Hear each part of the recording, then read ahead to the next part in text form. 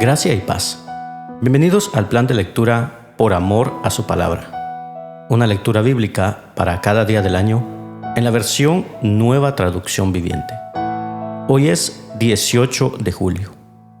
Iniciamos nuestro plan de lectura y el día de ayer despedimos al valiente Josué. Hoy continuamos el camino de la historia del pueblo de Israel, ahora en su siguiente etapa. En este capítulo que vamos a ver, se nos refiere el avance de algunas tribus de Israel que se llevaron a cabo después de la muerte de Josué en la conquista de la tierra de Canaán. Hoy iniciamos el libro de Jueces, capítulo 1. Continuaremos nuestra lectura en el libro de Hechos de los Apóstoles, capítulo 5. En este capítulo seremos testigos del poder de la iglesia a través del castigo divino en el pecado de Ananías y Zafira. Luego, con el testimonio del estado floreciente de la iglesia y su inevitable persecución, veremos a Pedro y a Juan ser arrestados por las autoridades. Iremos luego al libro del profeta Jeremías, capítulo 14. En este capítulo se hace referencia a una gran sequía, castigo que comenzó a finales del reinado de Josías y continuó en el principio del reinado de Joacim. El profeta orará por el pueblo y harán lamentación por ellos, mientras acusa severamente a los falsos profetas que han provocado esta calamidad. Culminaremos nuestra lectura el día de hoy a través del Evangelio de Mateo capítulo 28. Luego de los terribles acontecimientos del Gólgota, el Señor cumplirá su palabra al resucitar al tercer día y al encomendarnos una importante misión. Y con este maravilloso capítulo concluye el Evangelio de Mateo. Y así damos inicio en Jueces capítulo 1. Escuchemos. Después de la muerte de Josué, los israelitas le preguntaron al Señor: ¿cuál de las tribus debe ser la primera en atacar a los cananeos? El Señor contestó: Judá, porque yo le he dado la victoria sobre la tierra. Entonces los hombres de Judá les dijeron a sus parientes de la tribu de Simeón: vengan con nosotros a luchar contra los cananeos que viven en el territorio que se nos asignó. Después, nosotros los ayudaremos a ustedes a conquistar su territorio. Así que los hombres de Simeón fueron con los de Judá. Cuando los hombres de Judá atacaron, el Señor les dio la victoria sobre los cananeos y los fereceos, y mataron a 10,000 guerreros enemigos en la ciudad de Besek. Mientras estaban en Besek, se toparon con el rey Adoni-Besek y lucharon contra él, y derrotaron a los cananeos y a los fereceos. Adoni-Besek escapó, pero los israelitas pronto lo capturaron y le cortaron los pulgares de las manos y de los dedos gordos del pie. Adoni-Besek dijo: una vez yo tuve 70 reyes sin los pulgares de las manos y de los dedos gordos de los pies, comiendo migajas debajo de mi mesa. Ahora Dios me devolvió lo que les hice. Y se lo llevaron a Jerusalén, donde murió. Los hombres de Judá atacaron a Jerusalén y la tomaron. Mataron a todos los habitantes y prendieron fuego a la ciudad. Luego descendieron para combatir contra los cananeos que vivían en la zona montañosa, en el Negev y en las colinas occidentales. Judá marchó contra los cananeos en Hebrón, antiguamente llamada Kiriat Arba, y derrotó a las fuerzas de Sesai, Ainán y Talmai. De allí salieron a luchar contra los habitantes de la ciudad de Debir, antiguamente llamada Kiriat Sefer. Caleb dijo: daré a mi hija Acsa en matrimonio al que ataque y tome Kiriat Sefer. Otoniel, hijo de Cenaz, hermano menor de Caleb, fue quien conquistó la ciudad. Así que Acsa pasó a ser esposa de Otoniel. Cuando Acsa se casó con Otoniel, ella insistió en que él le pidiera un campo a Caleb, su padre. Mientras ella se bajaba de su burro, Caleb le preguntó: ¿qué te pasa? Ella contestó: concédeme otro obsequio. Ya me regalaste tierras del Negev. Ahora te ruego que también me des manantiales. Entonces Caleb le entregó los manantiales de la parte alta con los de la parte baja. Cuando los miembros de la tribu de Judá salieron de Jericó, la ciudad de las palmeras, los ceneos, que eran descendientes del suegro de Moisés, los acompañaron al desierto de Judá y se establecieron entre la gente del lugar, cerca de la ciudad de Arad, en el Negev.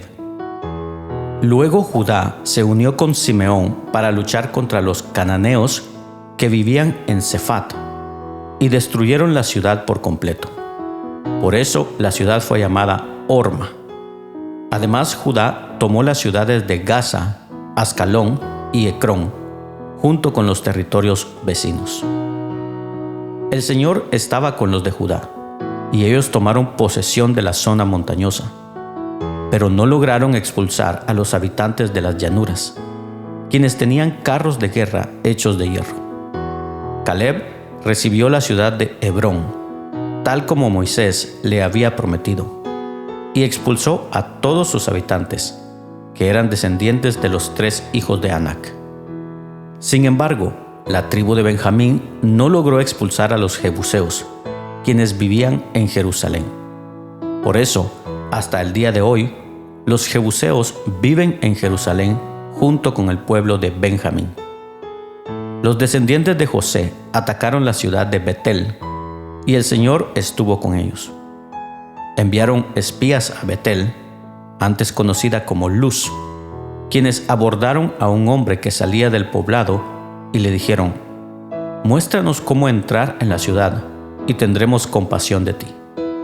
Entonces él les mostró una vía de acceso, y ellos mataron a todos en la ciudad, menos a ese hombre y a su familia. Más tarde, el hombre se trasladó a la tierra de los hititas, donde estableció una ciudad a la que llamó Luz. Este nombre lo conserva hasta el día de hoy. La tribu de Manasés no logró expulsar a la gente que vivía en Bet-San, Taanac, Dor, Ibleam, Megiddo y en todos los asentamientos vecinos, porque los cananeos estaban decididos a quedarse en esa región. Con el tiempo, cuando los israelitas se fortalecieron, obligaron a los cananeos a trabajar como esclavos, pero nunca los expulsaron de la tierra por completo. La tribu de Efraín no logró expulsar a los cananeos que vivían en Geser. Así que los cananeos siguieron viviendo allí, en medio de los de Efraín. La tribu de Zabulón no logró expulsar a los habitantes de Quitrón y Naalal. Así que los cananeos siguieron viviendo en medio de los de Zabulón. Pero los cananeos fueron obligados a trabajar como esclavos para ellos. La tribu de Aser no logró expulsar a los habitantes de Aco, Sidón, Ablad, Aksib, Elba, Afec ni Rehob.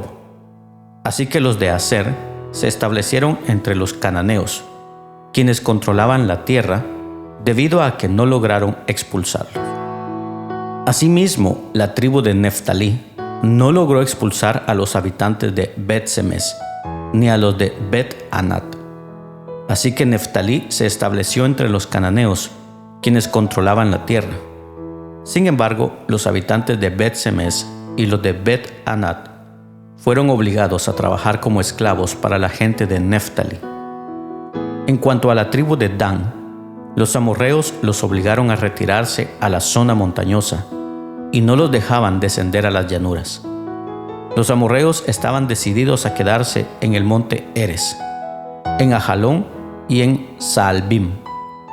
Pero cuando los descendientes de José aumentaron en fuerza, obligaron a los amorreos a trabajar como esclavos. La frontera de los amorreos iba desde el paso de los escorpiones hasta Sela, y desde ahí se extendía hacia arriba. Vayamos ahora al libro de Hechos de los Apóstoles, capítulo 5. Escuchemos. Había cierto hombre llamado Ananías, quien, junto con su esposa, Safira, vendió una propiedad y llevó solo una parte del dinero a los apóstoles, pero afirmó que era la suma total de la venta. Con el consentimiento de su esposa, se quedó con el resto. Entonces Pedro le dijo: Ananías, ¿por qué has permitido que Satanás llenara tu corazón? Le mentiste al Espíritu Santo y te quedaste con una parte del dinero. La decisión de vender o no la propiedad fue tuya, y después de venderla, el dinero también era tuyo para regalarlo o no. ¿Cómo pudiste hacer algo así? No nos mentiste a nosotros, sino a Dios. En cuanto a Ananías oyó estas palabras, cayó al suelo y murió. Todos los que se enteraron de lo sucedido quedaron aterrados. Después, unos muchachos se levantaron, lo envolvieron en una sábana, lo sacaron y lo enterraron. Como 3 horas más tarde, entró su esposa sin saber lo que había pasado. Pedro le preguntó: ¿Fue esto todo el dinero que tú y tu esposo recibieron por la venta de su terreno? Sí, contestó ella, ese fue el precio. Y Pedro le dijo: ¿Cómo pudieron ustedes dos siquiera pensar en conspirar para poner a prueba al Espíritu del Señor de esta manera? Los jóvenes que enterraron a tu esposo están justo afuera de la puerta. Ellos también te sacarán cargando a ti. Al instante, ella cayó al suelo y murió. Cuando los jóvenes entraron y vieron que estaba muerta, la sacaron y la enterraron al lado de su esposo. Gran temor se apoderó de toda la iglesia y de todos los que oyeron lo que había sucedido. Los apóstoles hacían muchas señales milagrosas y maravillas entre la gente. Y todos los creyentes se reunían con frecuencia en el templo, en el área conocida como el Pórtico de Salomón. Pero nadie más se atrevía a unirse a ellos, aunque toda la gente los tenía en alta estima. Sin embargo, cada vez más personas, multitudes de hombres y mujeres, creían y se acercaban al Señor. Como resultado del trabajo de los apóstoles, la gente sacaba a los enfermos a las calles en camas y camillas para que la sombra de Pedro cayera sobre algunos de ellos cuando él pasaba. Multitudes llegaban desde las aldeas que rodeaba a Jerusalén y llevaban a sus enfermos y a los que estaban poseídos por espíritus malignos, y todos eran sanados. El sumo sacerdote y sus funcionarios, que eran saduceos, se llenaron de envidia. Arrestaron a los apóstoles y los metieron en la cárcel pública. Pero un ángel del Señor llegó de noche, abrió las puertas de la cárcel y los sacó. Luego les dijo: vayan al templo y denle a la gente este mensaje de vida. Así que, al amanecer, los apóstoles entraron en el templo como se les había dicho y comenzaron a enseñar de inmediato. Cuando llegaron, el sumo sacerdote y sus funcionarios convocaron al Concilio Supremo, es decir, a toda la asamblea de los ancianos de Israel. Luego mandaron a sacar a los apóstoles de la cárcel para llevarlos a juicio. Pero cuando los guardias del templo llegaron a la cárcel, los hombres ya no estaban.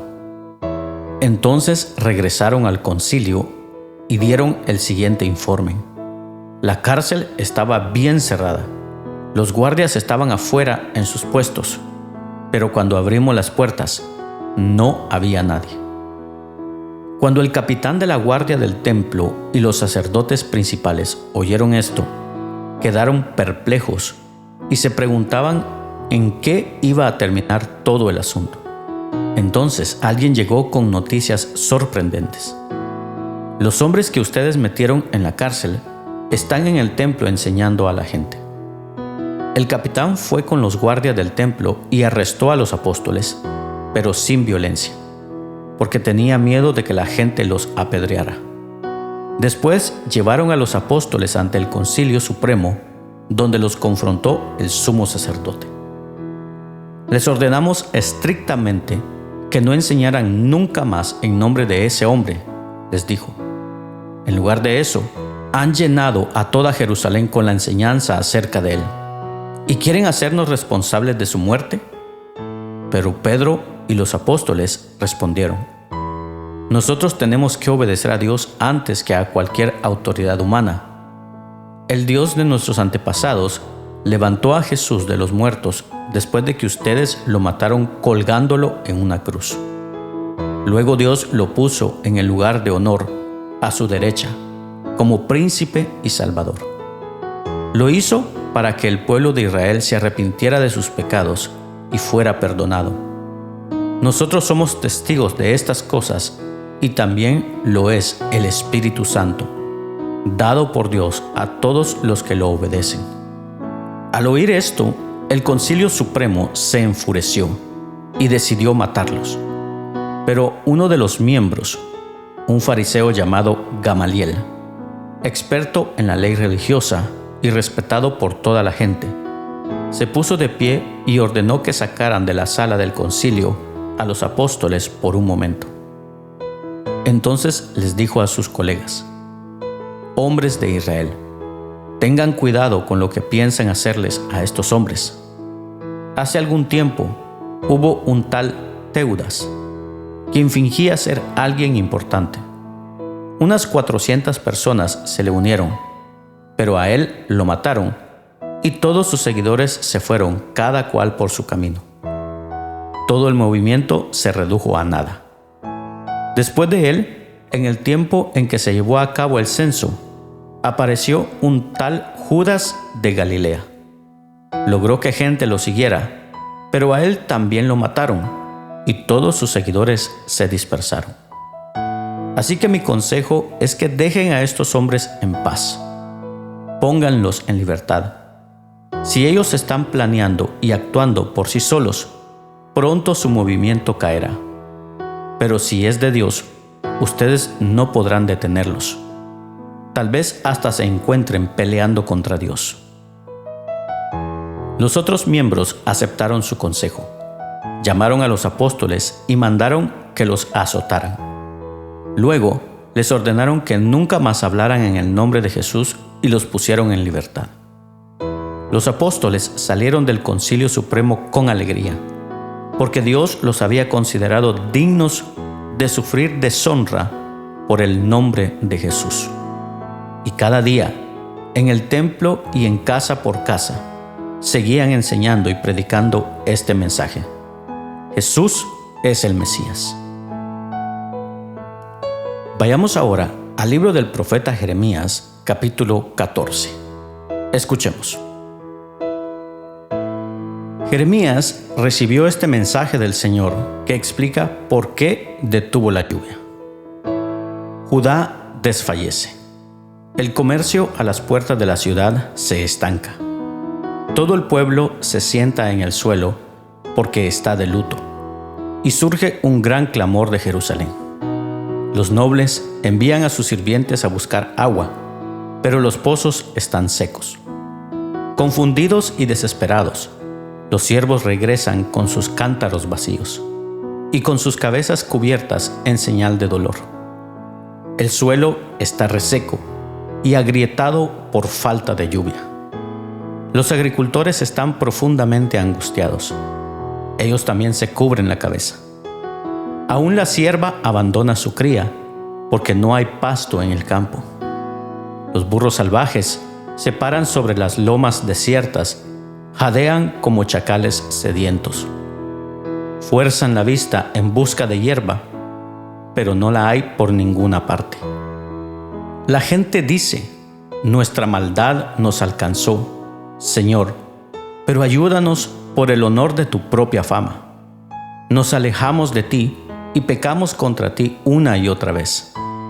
Oh esperanza de Israel, nuestro Salvador en tiempos de aflicción. ¿Por qué eres como un desconocido? ¿Por qué eres como un viajero que pasa por la tierra y se detiene solamente para pasar la noche? ¿Estás confundido también? ¿Es nuestro guerrero valiente incapaz de salvarnos? Señor, Tú estás aquí entre nosotros y somos conocidos como pueblo tuyo. Por favor, no nos abandones ahora. Así que el Señor dice a su pueblo: a ustedes les encanta andar lejos de mí y no se han contenido. Por lo tanto, no los aceptaré más como mi pueblo. Ahora les recordaré todas sus maldades y los castigaré por sus pecados. Luego el Señor me dijo: ya no llores más por este pueblo. Cuando ellos ayunen, no les prestaré atención. Cuando me presenten sus ofrendas quemadas y las ofrendas de grano, no las aceptaré. En cambio, los devoraré con guerra, hambre y enfermedad. Luego dije: oh Señor soberano, sus profetas les dicen: todo está bien, no vendrá guerra ni hambre. El Señor ciertamente les enviará paz. Entonces el Señor dijo: esos profetas dicen mentiras en mi nombre. Yo no los envié ni les dije que hablaran. No les transmití ningún mensaje. Ellos profetizan visiones y revelaciones que nunca han visto ni oído. Hablan necedades, producto de su propio corazón mentiroso. Por lo tanto, esto dice el Señor: yo castigaré a esos profetas mentirosos, porque han hablado en mi nombre a pesar de que no los envié. Dicen que no vendrá guerra ni hambre, pero ellos mismos morirán en la guerra y morirán de hambre. En cuanto a aquellos a quienes profetizan, sus cadáveres serán arrojados en las calles de Jerusalén, víctimas del hambre y de la guerra. No quedará nadie para enterrarlos. Se habrán ido todos, esposos, esposas, hijos e hijas, pues derramaré sobre ellos su propia maldad. Ahora bien, Jeremías, diles esto: mis ojos derraman lágrimas día y noche. No puedo dejar de llorar porque mi hija virgen, mi pueblo precioso, ha sido derribada y yace herida de muerte. Si salgo al campo, veo los cuerpos masacrados por el enemigo. Si camino por las calles de la ciudad, veo gente muerta por el hambre. Los profetas y los sacerdotes continúan con su trabajo, pero no saben lo que hacen. Señor, ¿has rechazado por completo a Judá? ¿Verdaderamente odias a Jerusalén? ¿Por qué nos has herido sin la menor esperanza de recuperarnos? Esperábamos paz, pero la paz no llegó. Esperábamos un tiempo de sanidad, pero solo encontramos terror. Señor, confesamos nuestra maldad y también la de nuestros antepasados. Todos hemos pecado contra ti. Por el honor de tu fama, Señor, no nos abandones. No deshonres tu propio trono glorioso. Por favor, recuérdanos y no rompas tu pacto con nosotros. ¿Puede alguno de los inútiles dioses ajenos enviarnos lluvia? ¿O acaso cae del cielo por sí misma? No, tú eres el único, oh Señor nuestro Dios. Solo tú puedes hacer tales cosas. Entonces, esperaremos que nos ayudes. Culminamos nuestra lectura el día de hoy a través del Evangelio de Mateo capítulo 28. Escuchemos. El domingo por la mañana temprano, cuando amanecía el nuevo día, María Magdalena y la otra María fueron a visitar la tumba. De repente se produjo un gran terremoto, pues un ángel del Señor descendió del cielo, corrió la piedra a un lado y se sentó sobre ella. Su rostro brillaba como un relámpago y su ropa era blanca como la nieve. Los guardias temblaron de miedo cuando lo vieron y cayeron desmayados por completo. Entonces el ángel les habló a las mujeres. «No teman», dijo, «sé que buscan a Jesús, el que fue crucificado. No está aquí. Ha resucitado tal como dijo que sucedería. Vengan, vean el lugar donde estaba su cuerpo. Y ahora vayan rápidamente y cuéntenles a sus discípulos que ha resucitado y que va delante de ustedes a Galilea. Allí lo verán. Recuerden lo que les he dicho».